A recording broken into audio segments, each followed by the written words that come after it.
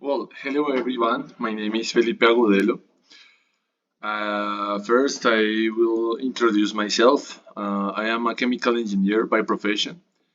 For the past 4 years, I have been working at the Central University, specifically in the research cluster, which I'm going to talk about right now. My work primarily involves developing research projects related to bio and nanotechnology. Well, today I'm here to talk about the research cluster in convergent science and technologies, nano, bio, info, and cogno.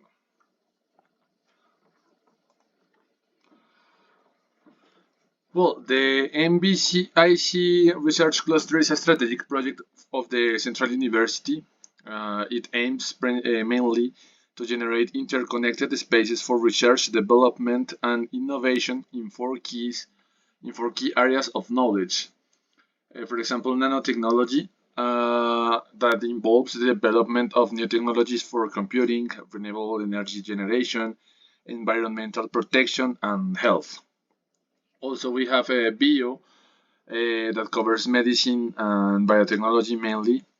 Information that will encompasses the management of large volumes of data, for example. Also, we have cogno, that is related to the interconnection between humans and machines. Here we have also artificial intelligence. Some also consider this as a fifth area, which could fall under cogno sometimes, but is often set apart, related to problem solving through artificial intelligence. But the main issue here is, however, the main objective of the cluster is to recognize that the challenges of current science and technology can rarely be solved from a specific branch of knowledge alone, isn't it? Instead, they require an overall understanding and application of the convergence of all of these four aspects: nano, bio, info, and cogno. The NBIC research cluster is based on a triple helix model. In this model, three fundamental actors collaborate synchronously: academy, industry, and government. Academy, that includes universities and research centers; industry, all enterprises; government, with specific functions and their collaboration between them.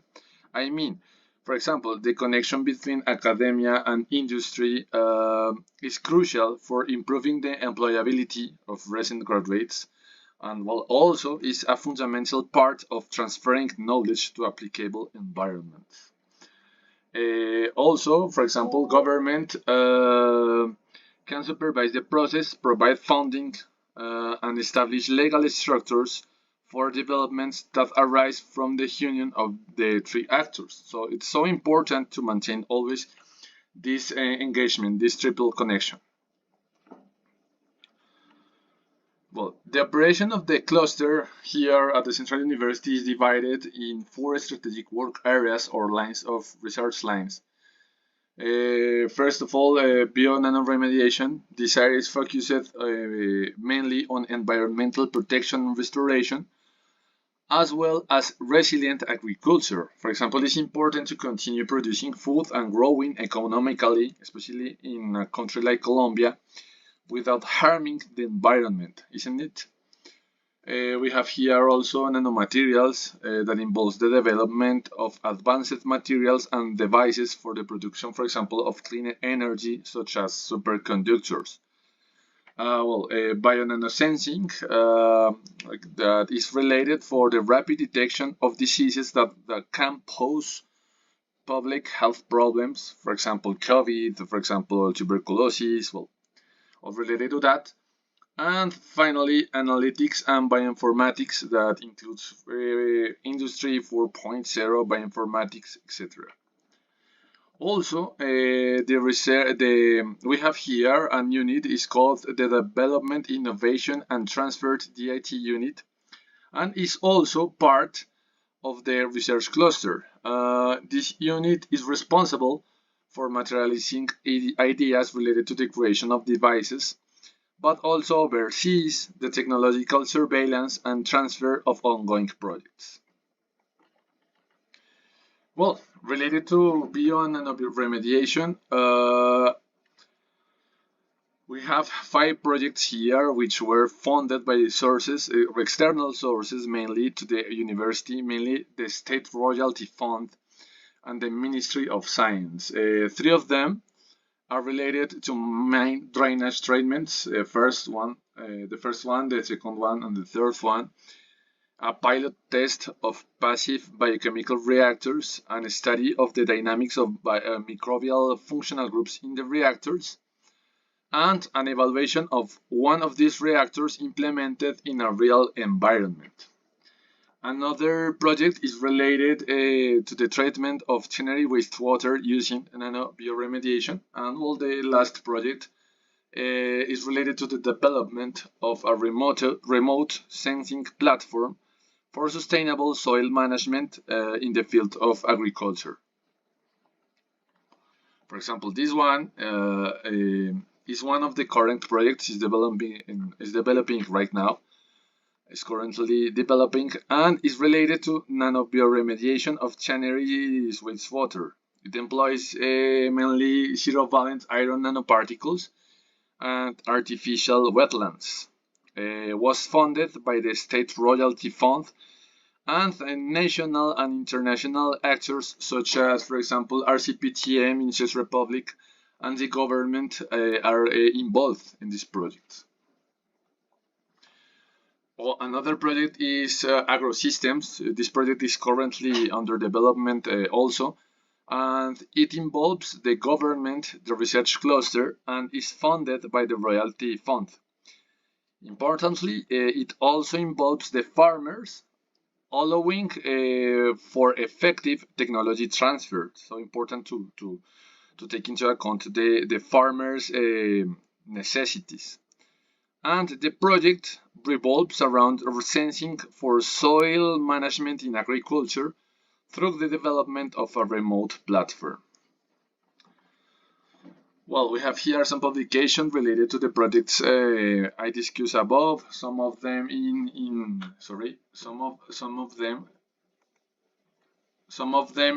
very important and recognized journals, such as, for example, Bioresource Technology, Chemosphere.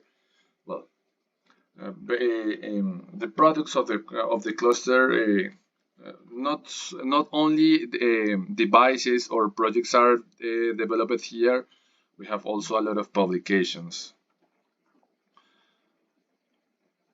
And well, this is our network of collaborators. We have collaborators in Canada, for example, with Professor Carmen Nicolita, in Czech Republic with Professor Jean-Philippe, and well, and a big internal here in Colombia network that includes the most important universities in our country and research center. For example, National University of Colombia, Universidad Javeriana, Universidad del Rosario, Agrosavia, that is a research center from the government,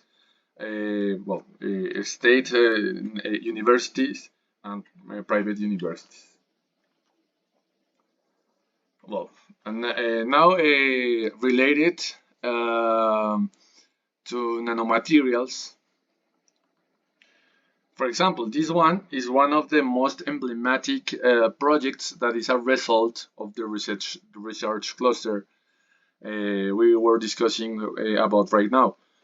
This project is the development of a high-resolution scanning tunneling microscope STM for the study of load order phenomena.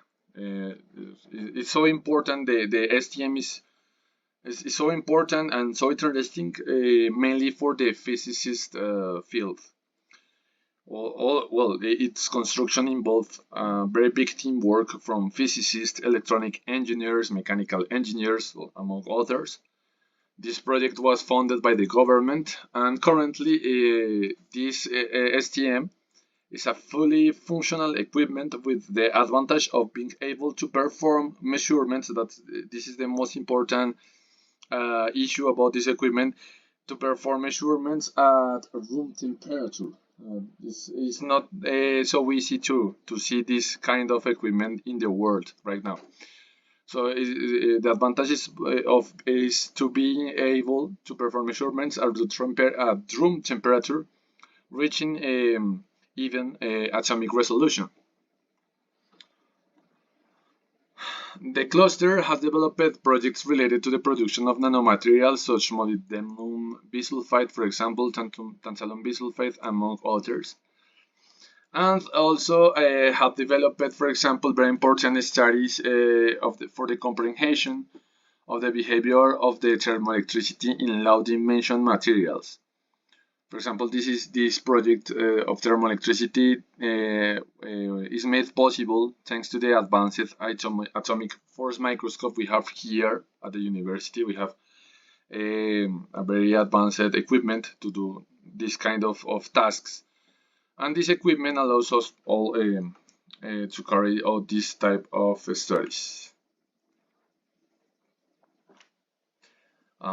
Here we have the publication related to the projects mentioned above. Some of them were published in very recognized scientific journals such as Science, Nature, Advanced Electronic Materials, among others. We have here more publications related to those projects, and also related to nanomaterials, a very interesting network of collaborators we have.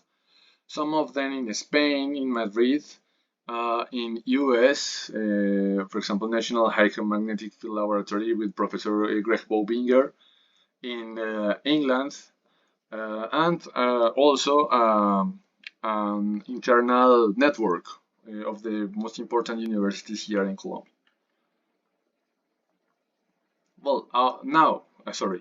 Our developments in biosensing, for example, this includes a project funded by the government in conjunction with Corpogene. Well, Corpogene is Corpogene is a biotechnological research and development center, but the interesting thing here is that Corpogene was not born from the university. Corpogene was born apart from the university, and thanks to the cluster, to the research cluster, we can engage our forces with Corpogene in order to develop this kind of projects. Even sharing infrastructure. We will see at the final of this speech how we share the infrastructure with this research center. The main objective of this project was to develop a low-cost device for the early and rapid detection of tuberculosis. Was achieved by immobilizing a single strand of DNA specific to the bacteria, Mycobacterium, that caused the disease. It is not a secret that tuberculosis is a serious public health problem, and it's important to address it, right? So the development of this project brought together the workforce of the government, engineers, biologists, doctors, physicists, chemical engineers, among others. We have here the main publications. The main publications on the field we were discussing, biosensing. And we have here our collaboration network, some of them, for example, in Spain.